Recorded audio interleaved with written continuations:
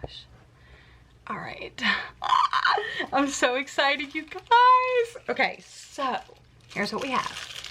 Donut stick, chapstick, CBD oil, bookmark, phone, coffee is on my bookshelf, coffee, fresh coffee, and the most important thing in this whole video, Survive the Night by Riley Sager. So, if you don't know, Riley Sager is probably, I don't know, like, I need to be able to pick different authors by genre because he's definitely my favorite thriller author. I have all of his books. I'm so excited to have his new release in my hand.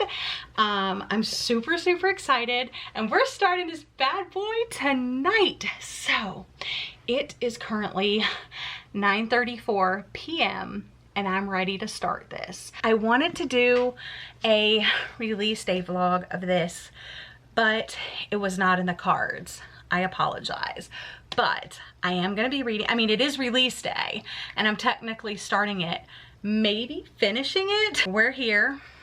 I'm gonna read.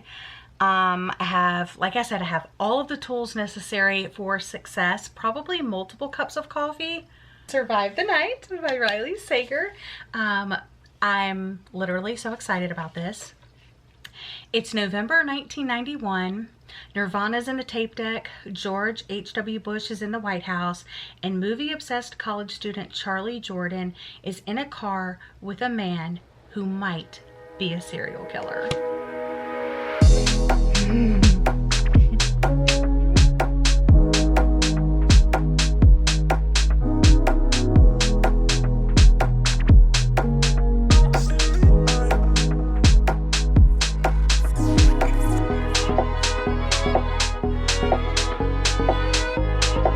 We're literally in the dark right now.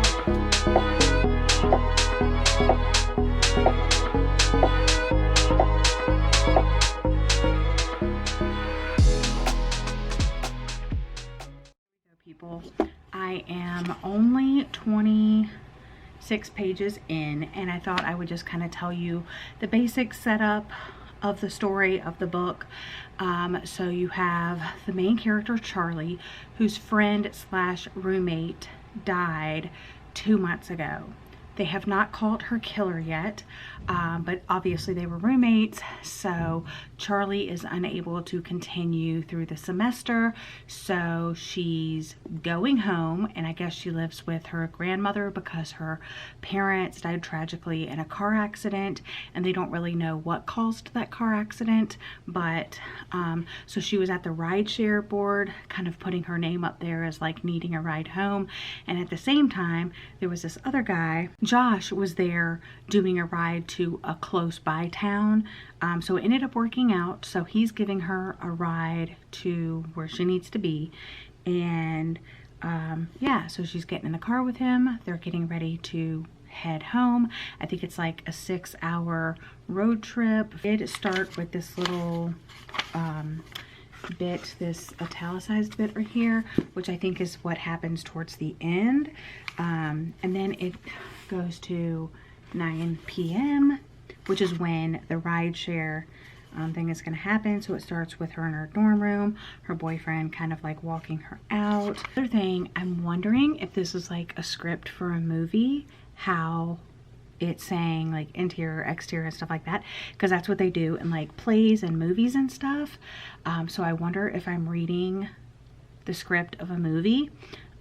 Also, there are some 90s references already, so there's going to be pop culture references, I know, because Riley Sager is going to try to cement us in the 1990s. However, I hope it doesn't get overbearing. Like, you've already told me it's the 1990s and the synopsis. You've already kind of grounded me in that world already, and I'm only 26 pages in, so please don't go overboard. But let me go ahead and jump back in.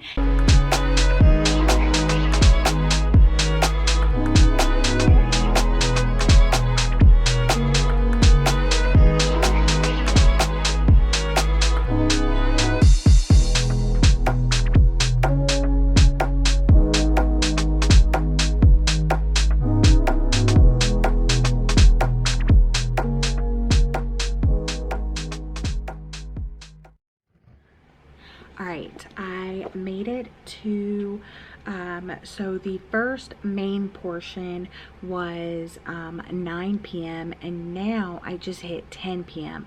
So about an hour has passed in the book, and there are definitely some red flags that Charlie, some she is seeing, some she's like kind of just brushing under the rug.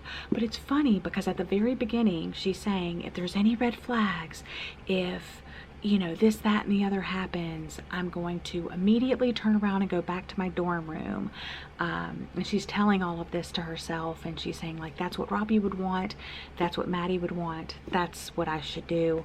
And so you're thinking that she's going to be smart about it, but obviously she's not, because at the very beginning he's putting her stuff in the back of his car, and he's kind of, the way he's doing it, she can't see in the trunk, and she's like, huh, that's a weird way to stand. And then there's several other things, and now there is a huge red flag, and I'm like, now what is she gonna do? Because they're an hour into the trip. So, and it's crazy because they just stopped, and she was thinking, oh, I should call Robbie and check in, but she doesn't, because something ends up happening while they're stopped. And now they're back on the road, and the huge red flag has been waved. So who knows what's going to happen. I'm going to continue, and I'll let you know my thoughts.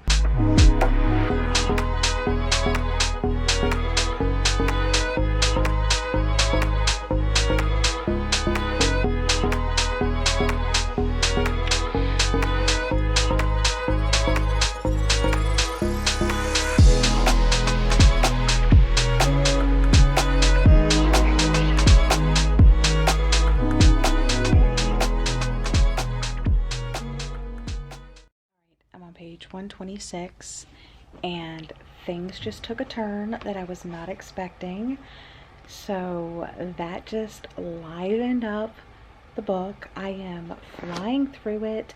It is, I just looked and I already forgot, it's 318 pages, 322 pages. Yes, 322 pages, and I am on page 126.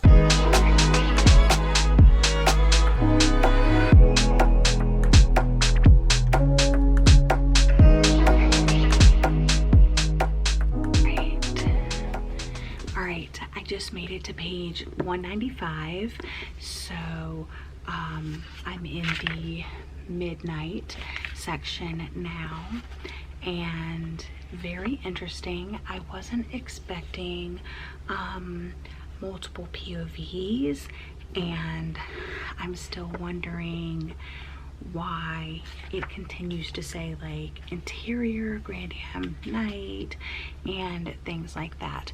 Also, Charlie was in school for movie history or something like that, but she really loves movies and classics and all of that, so maybe that's why the chapter headers have those interior, exterior, like the setting. It's very, very late. It's like 1 a.m. But I have about maybe an hour and a half, and I can finish. So I'm gonna jump back in, but I'm really, really enjoying it so far.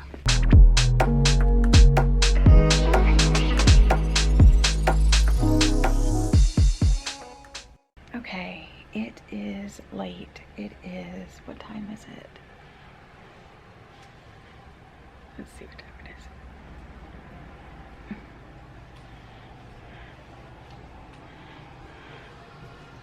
All right, 2:30 in the morning.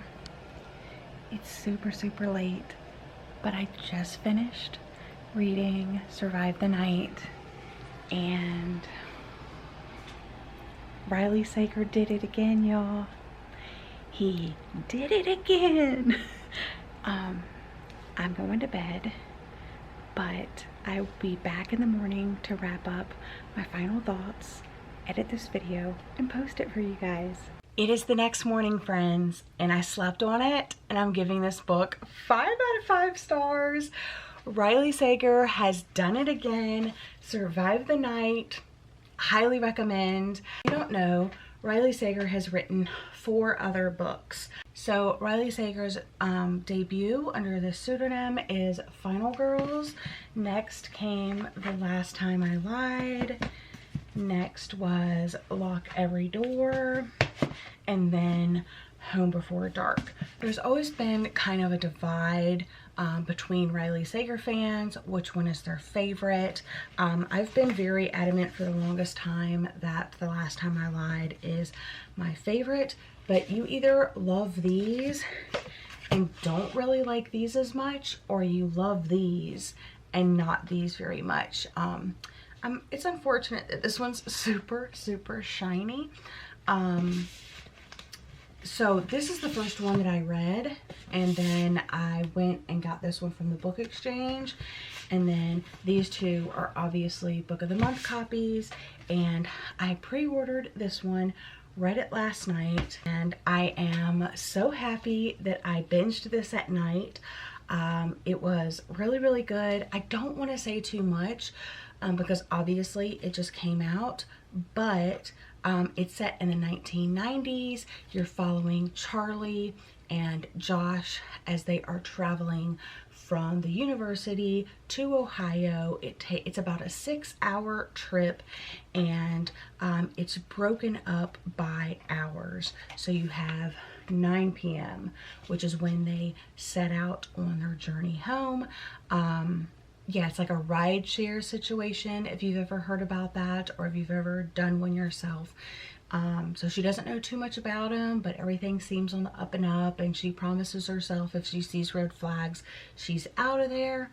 I definitely have tons of spoilery thoughts.